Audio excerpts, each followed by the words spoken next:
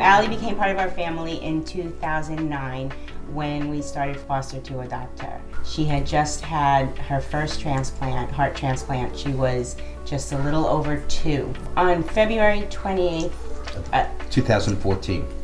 she went for an annual heart biopsy cath, which had been excellent for 5 years. We had no major issues whatsoever. She had coronary artery disease, severe coronary artery disease, which had developed in under 10 months. So everybody was floored, and there was nothing that they could do except another heart transplant. Allie was transferred to us as an infant after having had a congenital heart repair as a small infant that was successful. However, her heart muscle was so severely damaged that it couldn't function well enough without a transplant. Dr. Addonizio is a fantastic colleague and pediatric cardiologist who was involved in the world's first successful pediatric heart transplantation on a 4-year-old child. She started the pediatric heart transplant program here at Columbia University and been the mother of pediatric heart transplantation in the country and the world. In her way, she is one of the biggest heart donors because she puts her heart into every one of the patients that she cares for. Oh, you like hearts? Dr. Addonizio is just about the kindest person I think I've ever met. She treats you like a person.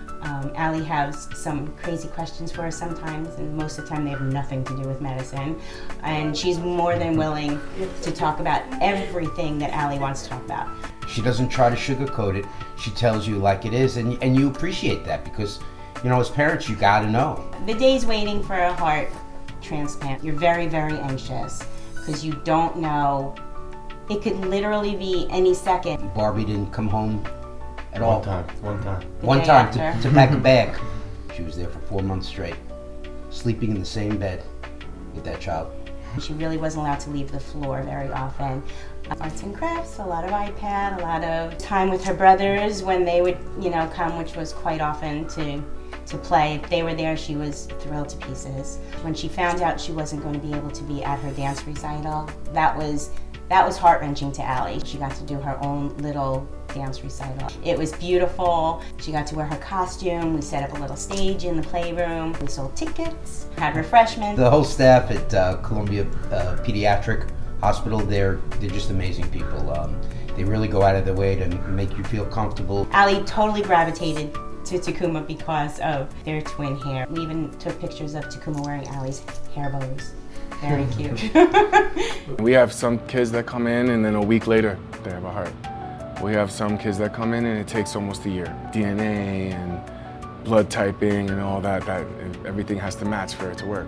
With Allie, it was pretty rough because the nature of what she was dealing with.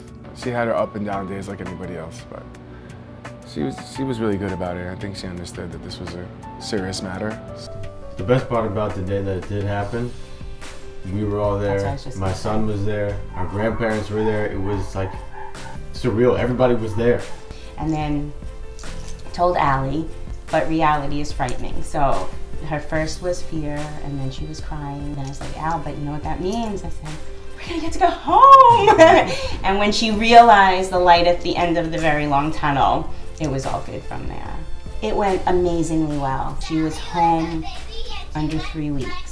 She's back to school, no restrictions at all. She takes gym at school, she goes to dance. Really in no time, she was back at it.